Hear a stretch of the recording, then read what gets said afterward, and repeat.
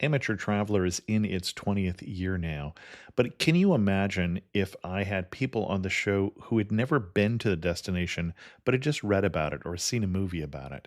That wouldn't make any sense at all, and you wouldn't listen.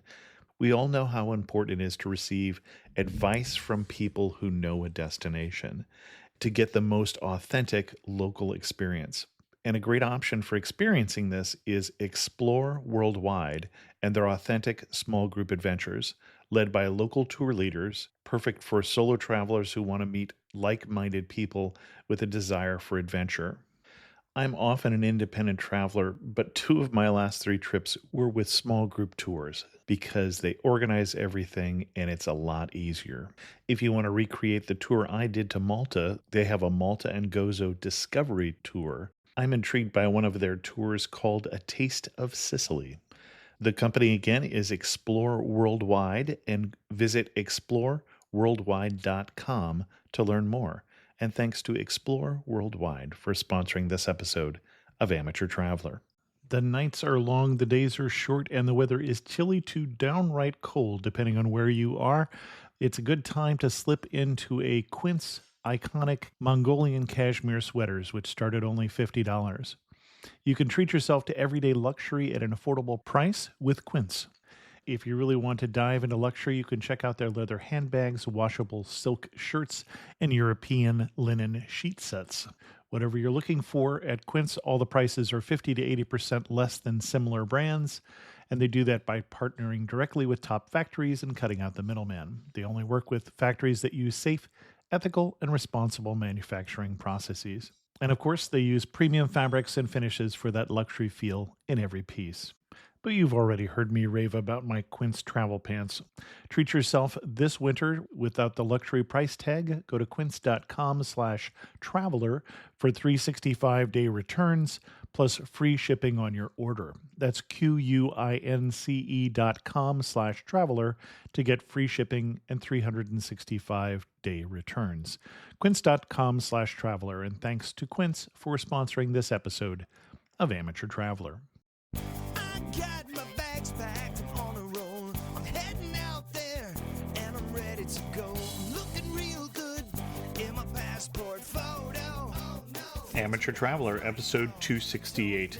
Today, the Amateur Traveler goes to a destination that Lonely Planet says this is the number one place you should visit in 2011, Albania.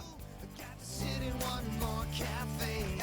I know that I should be heading home, but maybe not today. Welcome to the Amateur Traveler. I'm your host, Chris Christensen. Before we get into this week's interview, I do have three news stories for you. The first one, if you're a smoker, there's bad news for you, but good news for non-smokers. Over 1,200 lodgings in the United States, 1,200 and 900 according to a recent survey, have gone smoke-free. One of the reasons is the call for non-smokers' rights. The other is the decline in people in the U.S. who smoke, which is now down to 1 in 5. But you also have to believe that this has some advantages for hotels who will have lower costs because of the cleaning charges related to people who smoke. Delta has decided that the owner of a kitten who died while being transported in the cargo hold is due $50. So apparently, Delta is putting the value of a kitten's life at $50. You can imagine that this may cause some controversy. And then speaking of controversy, this episode, as I said, is going to be about Albania. Since we recorded this episode and the airing of it, there have been violent protests in Albania where 3 people at least have died. So if you're going to take our advice and go to Albania, as this episode will be saying, please make sure you check in the conditions there before you go. Links for all 3 of these stories can be found at the show notes at amateurtraveler.com. I'd like to welcome to the show Francis Tapon, who's coming to us from Slovenia, but come to talk to us about Albania. Francis, welcome to the show. Thank you so much, Chris. And Francis is coming to us from wanderlearn.com. And Francis, why should we go to Albania? Well, one reason, actually, for those who are interested in Lonely Planet's opinion, they put it as the #1 destination for 2001. So I think right there, it can't suck that badly if it's #1 on Lonely Planet's list for 2001. And before we started recording, when Francis and I started talking about that, I recalled that Boots and All also had it on their top 10 list, and it turns out Boots and All had it as #2. So I have never been to Albania. I can find it on a map, although for the sake of those people who can't, where would we find Albania? It's basically right across. If you're looking at the boot of Italy, you look to the right, basically east. And there it is. And kind of stuck in the Balkans, just north of Greece and south of Croatia and Montenegro. And it wasn't that many years ago where we couldn't go to Albania. That's right. It was a totally closed society in 1990, before 1990, and really, really close, kind of like North Korea closed. Right. And because of that, that's why it makes such a fun and interesting travel destination, because it was closed so long, so it really kind of created this exotic, unique culture. If you imagine if all of a sudden North Korea opened up now, it would be a really interesting, bizarre place to visit. And kind of Albania has a little bit, it's been 20 years, but still you can see the shadow and the remnants of that period. So it's also got a language and a culture that's completely unrelated to anything else in Europe. Albanian language has basically nothing to do with Europe. A lot of their culture, it really feels like another planet in some ways. That's what makes it quite interesting.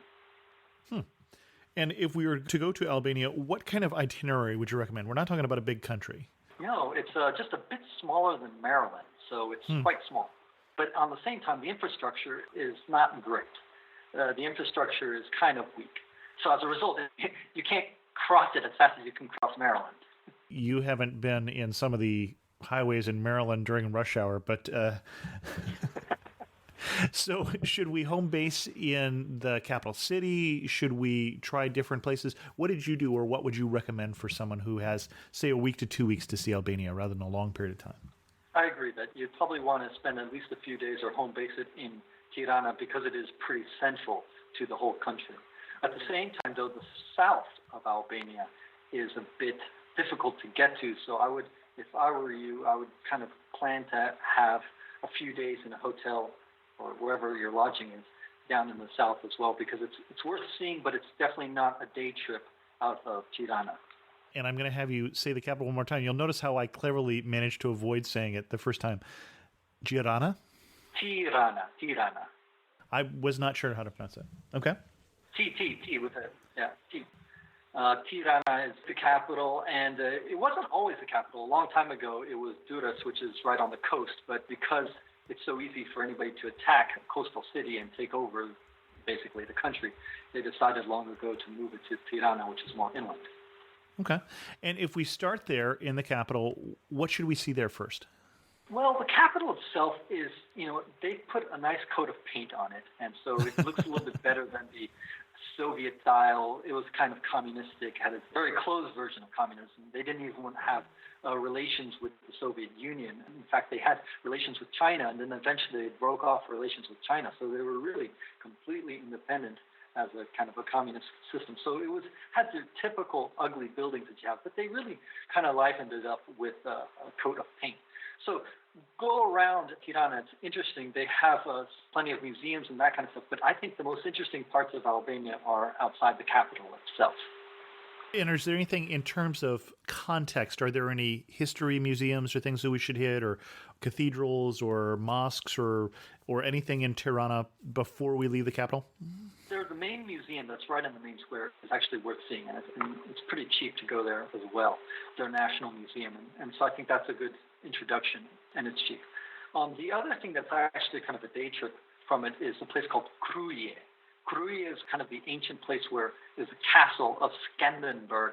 Skanderbeg is the mythical George Washington, if you will, of Albania. He was the founding father back in the 15th century, so this is a while ago. But there they have also kind of long history of where Albanians feel like that's where the heart and soul of the country is in that sense. So that's kind of a short day trip. And their museum is also interesting. You can, again, see a lot of their visions of Albania. For example, one of the things that concerns people, that kind of politically, is the whole idea of the Greater Albania. And you go to these museums, and you can really show how they emphasize that Albanians live on other parts of what today is Macedonia and Kosovo, and even parts of Montenegro. They're overflowing into these other countries, and they really kind of emphasize that through some of the graphics in the museums themselves. Okay. Now, you mentioned that the museum is cheap. My impression is, and especially since we found this on both the Lonely Planet and Boots and All lists here, that we're talking about a place that is relatively inexpensive and a good backpacker destination. Yeah, absolutely. I'd agree with that. I mean, you can also stay in a hotel. I stayed in one hotel in Tirana, and I think it was about $25. And it was, I don't know how many stars it was, probably just 1 star, but it was quite nice and fully affordable, and it was right in the center of the city. So, of course, now with Lonely Planet giving it the #1 status, I'm sure they're going to go up, but still quite affordable. And especially getting around, if you want to take one of the cheapest train rides in Europe, it's definitely in Albania. They're very slow. A lot of the trains don't have toilets, but they kind of poke along a little bit faster than you can run. But they'll get you there, and they'll get you there for cheap. Okay. And where should we go next? I think one of the best parts is the Ionian coast, which is the south part of Albania. They have some really interesting untouched beaches, and so that I would put high on the list. And at the very, very bottom of Albania, where you're practically in Greece, you can go to Butrint, which is how can I put it? It's like a layered city, layered of history, if you will. So, for example, you have it founded by the Greeks in the 6th century BC. And then came the Romans, and they left a few monuments. And then came some Christians who left a few basilicas and churches from the 6th century and the 9th century. And then finally came the Venetians. And what's fascinating is this place is tiny. It takes you just a few hours to walk around it, but geographically it's tiny, and yet it's one of the few places in the world where you can actually find all these different parts of history right next to each other. Usually what happens is, you raise something, you totally destroy it, and then you build your brand new structure on top of it. And so then these layers of histories are buried deep under the soil. But in this case, they just build next to these things. So you have you're kind of going through time in a very short area. And that's, to me, it was a really fascinating place. It's another UNESCO site in Albania. Excellent. You say another UNESCO site. I missed what the first one was. Yeah, it's true. I didn't mention it, but there's a few. That would help me. Yeah, there's at least 3 others that I know. The town of Berat. Berat is in the south, again, on your way down. They call it the city of 1,000 windows because it's built on a hill, old city. On the top, it's got an old fort or fortress, and people are actually living there. And it's quite pretty and picturesque. It's great for photographers who like it there. There's also Lake Ohrid. Ohrid is a lake that's shared with Macedonia. And so it's 50-50 in both, and that's another UNESCO site. And then also, this one's a tough one for me to pronounce, but it's called Hirokasted. It's a town I haven't actually been to, but I know they have a castle that's kind of foreboding there. I never had a chance to actually go see it, but I know it's a UNESCO site as well. Excellent. Now, you talked about that Albania still has some shadows of when it was cut off, when it had a unique culture. What sort of things did you see that gave you that impression? It's more like what I didn't see, roads. Okay. The roads are probably the crappiest in Europe. I mean, lots of dirt roads, big potholes. You're going for a bumpy ride. However, that is changing quite fast. In fact, the last time I was there, just about a year or so ago, they had just built, you could practically still smell the tar. They had just built a highway along the coast. And so now it's quite easy to go along the coast. Before, it was pathetic. And one of the reasons is because of the remnants of communism. It was illegal to have a car. Oh, sure. Mm-hmm. And so nobody had a car, except for the party. Interesting. So you weren't just recommending to go to the train. You were recommending not to drive, at least in much of Albania. It's not someplace that you want to rent a car and go explore on your own, maybe along the coast right now. That's right. I would never get a car in Albania. Okay. Although, as you say, that's changing rapidly. Okay. Interesting. That's right. Yeah. If you know you want to just do the coast, that's okay. One of the questions I ask, and I'm interested for Albania, when did you feel closest to home, and when did you feel furthest from home? When I felt farthest from home was when I went to this hotel that was abandoned, totally gutted, empty, and I went ahead and camped on the fourth floor. Had a great view, had an absolutely spectacular view. And I was completely alone. There was nobody around, and yet the only thing that was notable, the only thing that set it apart actually was the bunkers that are around. In fact, I think that, I don't know how many bunkers they have in Albania, but it's in the hundreds of thousands. And so if you keep your eye out, it took me a while first to discover where they were, but you'll see them almost everywhere. Just kind of while you're driving, pay attention while you're on a bus or on a train, you'll see bunkers everywhere. And basically, there was this wild idea that Evan Hoxha, who was the leader of Albania, he said, I'm going to make these bunkers that are basically bomb-proof. And the guy who invented them, he in fact told him, go get in a bunker, and we're going to drop a bomb on you to make sure it works. And the guy came out with his ears ringing that he survived. And so the guy said, okay, great, they work. So we're going to put these bunkers everywhere because he believed that, okay, we're going to be completely independent of everybody. So if the Soviet Union wants to invade us, fine, we'll be ready for them. If America wants to invade us, we'll be ready for them. But because they're so difficult to destroy, you can't even move them. So Albanians decided just to leave them there because it's going to be much, much more expensive to try to remove them. So there they are everywhere. And you can camp in them if you feel like it. I think a lot of Albanians lose their virginity in these bunkers. Okay. So the locals don't. And then closest to home?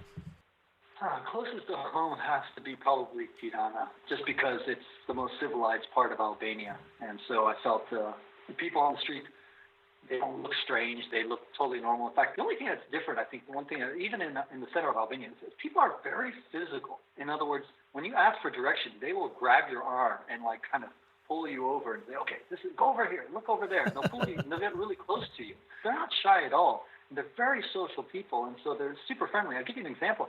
I was walking on the beach, around the south, and this man who was probably about 65, 67 years old, he saw me, and there was nobody else anywhere, and he just kind of walked up to me, and I just said hi, but I don't speak any Albanian. And then he didn't speak any English at all, and yet he tried to converse with me the whole time, just trying to communicate somehow. We did, using gestures. And eventually he kind of said, follow me this way, kind of. He's not saying any words in English. And I follow him, and he has this little hut, and he invites me to have some rakia, which is a strong alcoholic spirit. And we sit down there, and we kind of drink. I don't drink alcohol, but I took a sip anyway, just out of politeness. But this is potent stuff. A paint thinner, actually, I believe, yeah. That's right. It does taste like paint thinner, I think. And eventually he invited me to his house for tea, and before you know it, I was actually sleeping, crashing on his couch, and I met him and his wife. I mean, eventually I got this into my head. I said, well, maybe you speak Russian because of how old he was, and maybe he learned some Russian. Sure. Mm-hmm. Well, he did. He did know some Russian, and I know just a very little Russian. So that's how we kind of communicated in really, really bad, broken Russian. But it was fascinating. That just shows you the hospitality of the people. I call them the friendliest people in Europe, actually, because they're just everywhere you go. They're incredibly helpful. In fact, I couch surfed with a Latvian who was living in Tirana, in the capital. And I asked her, why did you pick Albania to come here? What attracted you? And she said, the people. That's why I went, because they're just so incredibly friendly. I just want to be around so much positive energy. Interesting. I'm amused, too, by your story of speaking Russian. It's useful to know, and surprising sometimes, which language you'll use in a situation. Obviously, the local language. But I ended up one time speaking Italian to somebody in Mexico City because he was an opera singer, and we were running out of words in Spanish. So... That's right, yeah. And then speaking about Italian, actually, that is really the second language of Albania. Oh, interesting, because it's so close. Okay. Yeah. And not only that, but Italy actually controlled it for several periods of history. Venice, I would assume. Yeah, so, and the other thing is that during that close time period of Albania, they could get the radio and TV signals from Italy. Oh, and sure. So, of course, people, they would pick up these signals, the radio and TV signals, and watch Italian television or listen to Italian radio. And if you do that all day, eventually you're going to pick up some Italian. So that's what happened. Interesting. Huh. So that is, if you go to Albania and you don't worry about not speaking Albanian, they're probably not going to speak much English, but definitely almost everybody speaks a little bit of Italian. Interesting. Now, were you using a guidebook to get around? I know Lonely Planet has something for everybody, but I can't think there are a lot of guidebooks yet for Albania. Yeah, I used a Lonely Planet guidebook. Okay. And were there things that you would disagree with them? They recommended going here and you didn't find it so interesting, or they should really add this to the guidebook for the next edition? Yeah, I would say that the one thing that they leave out in the guidebook of Lonely Planet and in most guidebooks is the way I got there. I was in Kosovo in a place called Peja, or Peć, as they say in Serbian, and I wanted to get somehow to Albania. And I took a very roundabout way of getting there, but it was actually super cool, and they don't even talk about it at all. You go to Jagovica, which is in Kosovo, and then from there I took this kind of really bumpy ride to get onto this ferry, and the ferry then goes on for like $2 or $3. You go down to the Drina, or the Drini, depending on who you're talking to, but anyway, it's their biggest, longest river. And you go through this canyon. And so here they are. You're in the middle of the Albanian Alps, which are these huge snow-capped mountains. Well, I was there in March. They were filled with snow. And yet you're going through this kind of canyon, and it feels like you're on a riverboat cruise through Yosemite. I mean, it's just incredible, the scenery around you. And it's so cheap. It was just like less than, $5 for sure by now. It's still less.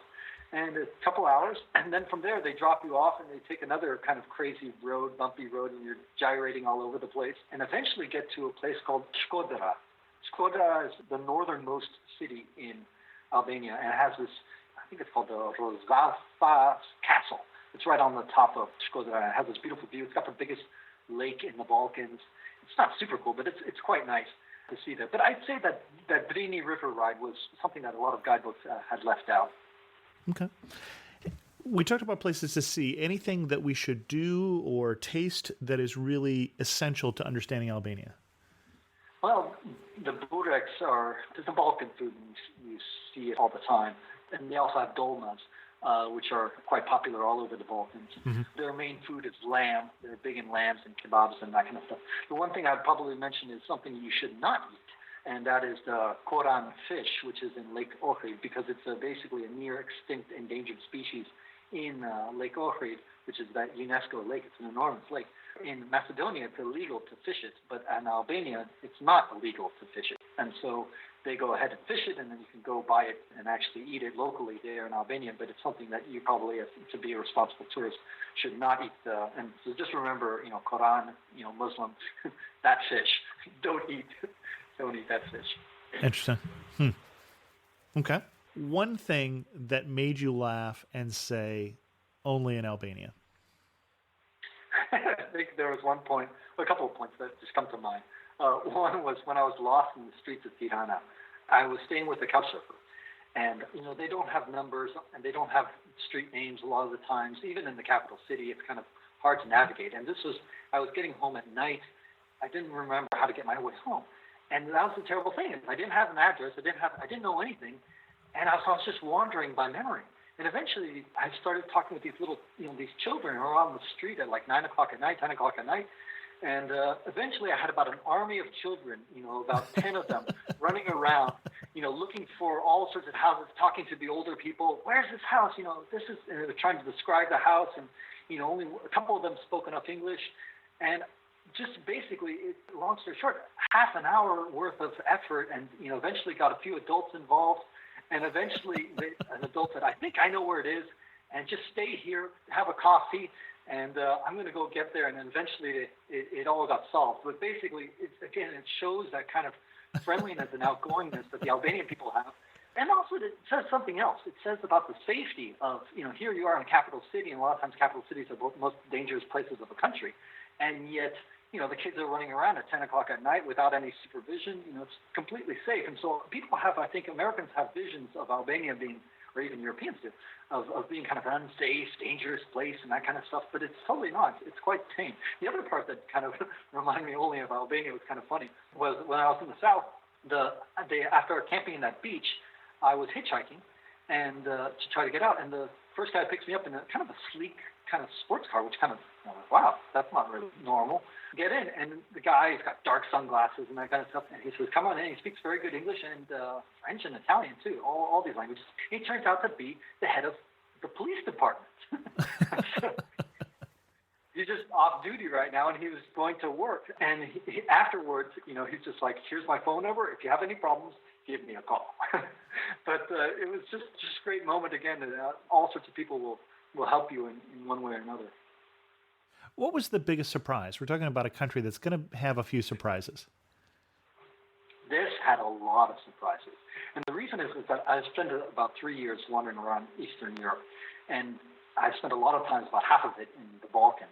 And before I ever got to Albania, I really was curious about it. And so I heard all sorts of stories from their Balkan neighbors, from Serbia, Montenegro, from Slovenia, all of them. And he told me so many things like, everybody there wears white hats, there's a lot of theft going on, they all have 10 children, they're fanatical Muslims, and they only speak Albanian, blah, blah, blah. All sorts of, kind of prejudices. And I discovered almost nobody wears white hats. Super honest. I left my backpack with somebody and said, I'll come back in 2 hours, and it was still there. It didn't feel like a Muslim society where, there was lots of sexy girls running around on the streets. And in fact, most people are atheists. It was the only atheist state in the world for about 25 years or something like that. Even though it's officially 70% Muslim, nobody really cares. And I would ask everybody I met, how many children do you have? And most people had 2 or 3 children. If they were young, they had only 1 or 2 siblings. And so all these myths were just completely shattered one after another. To me, that would really open up my eyes, and I just couldn't believe that. Interesting. You talked about going around in Eastern Europe, or what's now again Central Europe, for a number of years. You've also got a book coming out, I believe.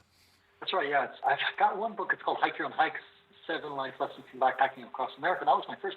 But right now I'm working on the Hidden Europe, what Eastern Europeans can teach us.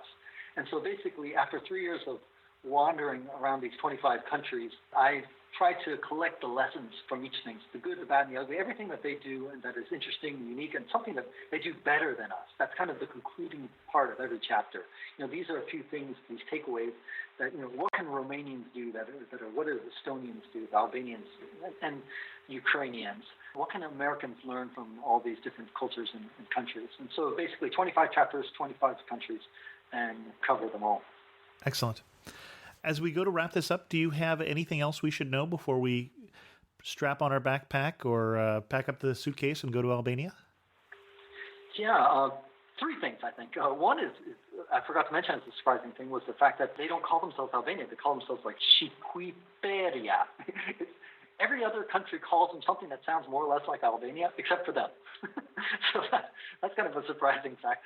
And second of all, is I think it's also very useful whenever you go how to say thank you. And so that's Fala Manderi. Go ahead, say it, Chris. Could I hear it one more time? Fala Manderi. With an F? Fala Mende? Yeah. Okay. Fala Manderi. Fala Manderi. And so that's a useful thing. And the third thing I would say is just visit wanderlearn.com if you have a chance. Cool. Last 2 questions. Finish this sentence for me. You really know you're in Albania when what? When the whole world is out there trying to help you in one way or another, even though you barely speak anything with their language. I would have to say the picture of the flock of kids trying to help you get back to your house is going to be the one that stays with me from this particular episode. Sure. And then if you had to summarize Albania in 3 words, what 3 words would you use?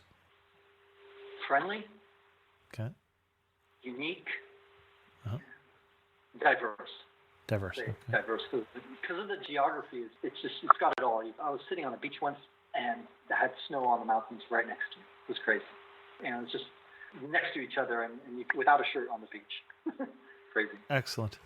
Our guest again has been Francis Tapon, who's come to us from wanderlearn.com, and I'll put a link to his website in the show notes. Francis, thanks so much for coming and sharing with us a little information about Albania. Thank you, Chris. It's been a pleasure. In news of the community this week, I have some recommendations from listeners who listened to some of the past shows about things that you may want to see. The first one comes from Eric, who was on the show talking about national parks, and this is his comment on the Black Hills of South Dakota episode.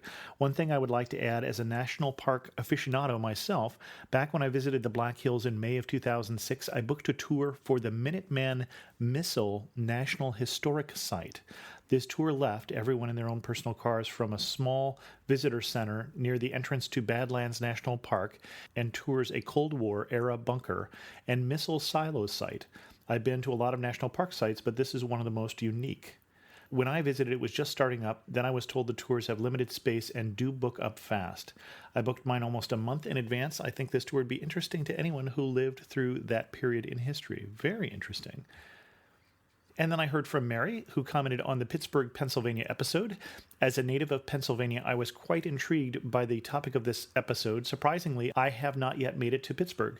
Now I have some more places to add to my itinerary. Here are a couple places that are drawing me to Pittsburgh, but were not highlighted in this very informative episode. The Mattress Factory, Museum of Contemporary Art, including James Turrell's Play on Light, and the National Aviary, America's Bird Zoo, which features 600 species of birds and interactive programs, including some that are geared towards children. Very interesting, Mary. I did not know that either. And then we also heard from Carrie in New York City, who commented on the episode 89 on the Galapagos Islands. I lived in Ecuador for 2 years and have been to the Galapagos quite a few times. If you like the area, you should check out La Isla de la Plata. They call it the poor man's Galapagos because it has most of the same animals as the Galapagos, but it isn't as touristy or expensive. They also offer super cheap scuba diving classes there. I think $300 for 1 week of instruction plus PADI certification. Love your blog and good luck in your travels. I really do appreciate when listeners of the show, as these three do, comment on the episode. All of these were left as comments at amateurtraveler.com and add some value. And I think you'd have to say that all three of those listeners did. With that, we're going to end this episode of the Amateur Traveler podcast. If you have any questions, leave a comment on this episode at amateurtraveler.com or drop me an email to host@amateurtraveler.com. You can also follow me on Twitter at Chris2X. And as always, thanks so much for listening.